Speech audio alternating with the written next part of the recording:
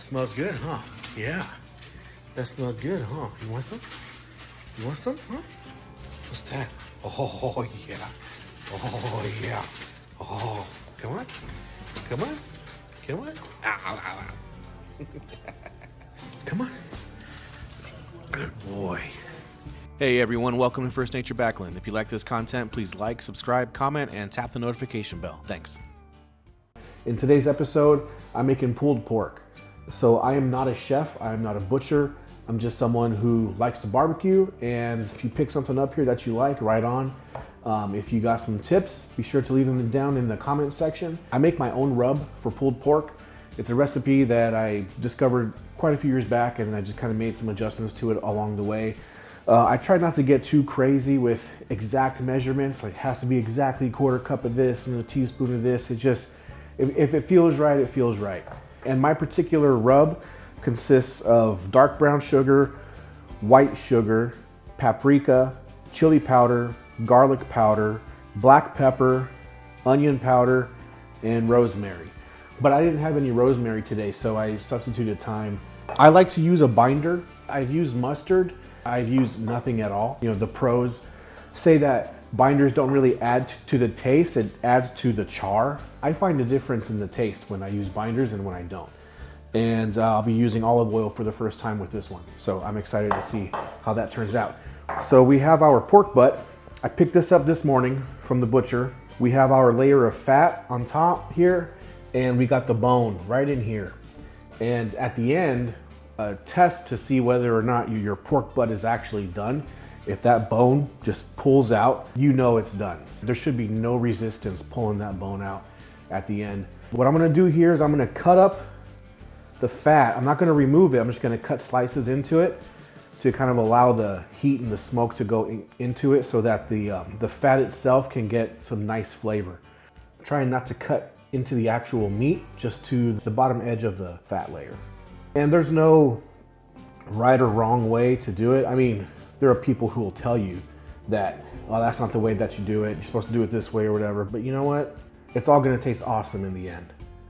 And you just gotta find your own way of doing things. All right, so now I got the fat sliced into nice little cubes. Now we're gonna put our binder on, the olive oil, and then after that, we'll put the rub on. I also want to mention that I am an Amazon affiliate. There are links in the description that will take you to the Amazon page of various things that I'm talking about in the videos. So if you see something that you like and you may want to buy it, check out the description section and click on the link. It'll take you right to that page and you can make that purchase just like any other Amazon transaction. The only difference is Amazon sends me a commission for having sent me that way. So please comment, like, subscribe, hit the notification bell, and let's get to it.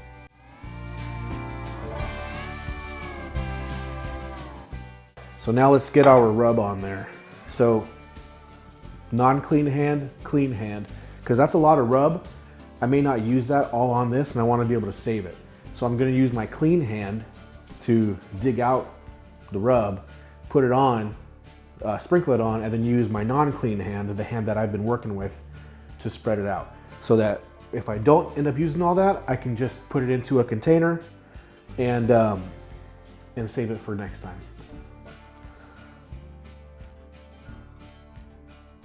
If you put it onto meat that's, say, wet, just from its natural juices, or because you use a binder like I'm doing now, you can't spread it. So you kind of have to sprinkle it evenly and then pat it in there. What's not actually touching the meat, but like rub piled on top of more rub, as you pat it down, that rub that's sitting on top will bounce around and get to the areas where there's no rub on the meat yet. There's kind of this crevice. I want that rub to get in there. Smoked pulled pork, man, it's hard to beat that.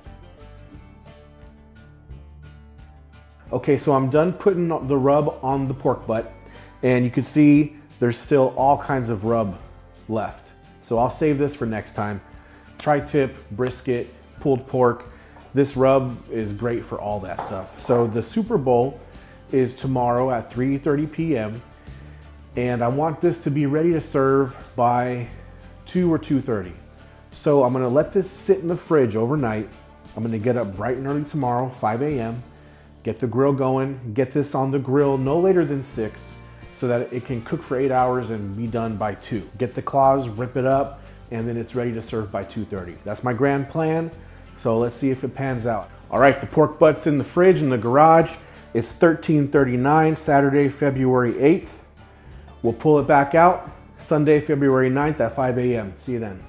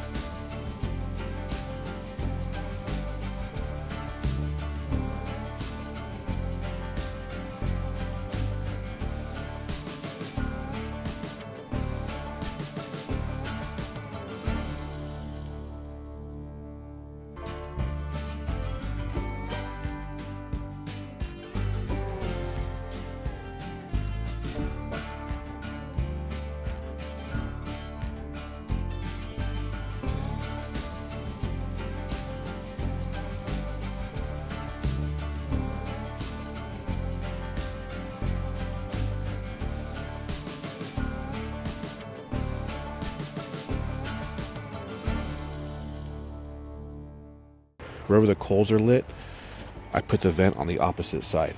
So as I check this every hour and I spray it with vinegar, the lit coals will move. So I'll adjust the position of the vent at that time.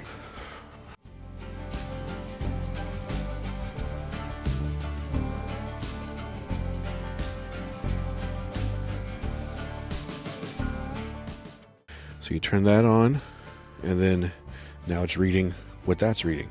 So I can go sit in the house and check this every hour, and I don't have to come out here and check the temperature. So ThermoPro. There'll be a link in the description if you guys want to purchase this. Appreciate it very much. Okay, so I just stepped back inside. I got the ThermoPro meter here so I can check the temperatures. The grill's outside, the meat's smoking. It's 6:27 a.m. So I'm going to check this every hour. Every hour I'm going to spritz it with apple cider vinegar. It's going to be on the grill for 8 hours. So by 2:30, this thing should be ready to go to bring it inside, rip apart, and have it ready for our pulled pork sandwiches just in time for game time. So we'll check it every hour. All right, it's 7:30.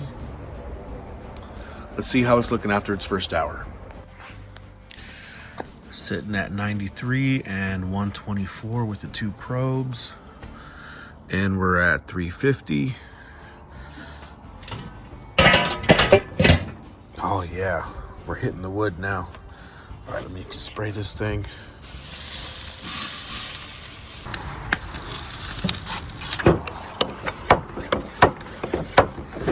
And if you're wondering, I'm spritzing it with apple cider vinegar. Hour after hour, we'll do what we just did for the next 3 more hours, and then we'll check back in when I wrap it. All right, it's been 4 hours. Just putting on my gloves because this thing is going to be hella hot.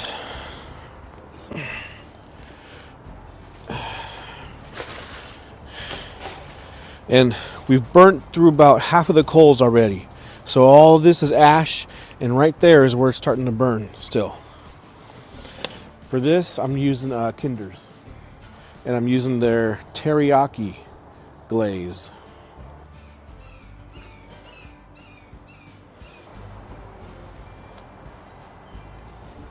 So it was 175 when I pulled it off. We want the temperature to get to 200.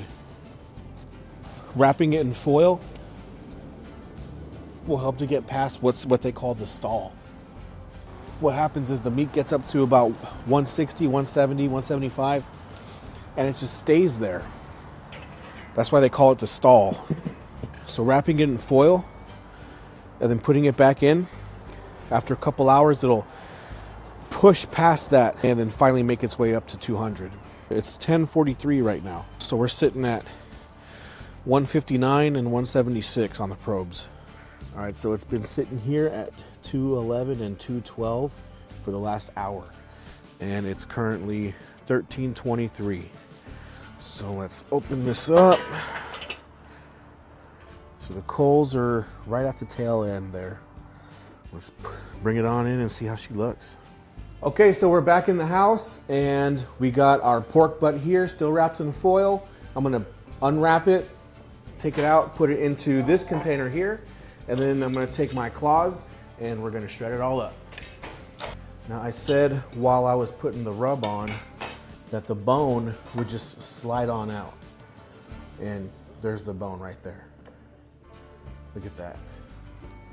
It just came right on out. This whole thing just wanted to just fall apart right as I was transferring it.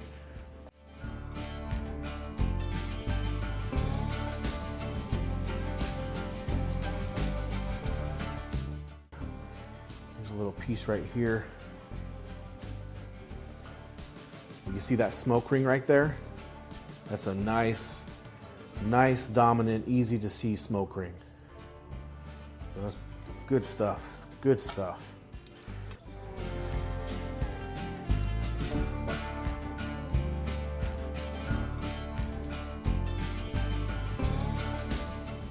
Okay, so at this point, it's done. It's ready to serve. You can put whatever sauces you want on it at this point, or you could have multiple sauces off to the side so people can pick whatever sauces they want, if they want any at all.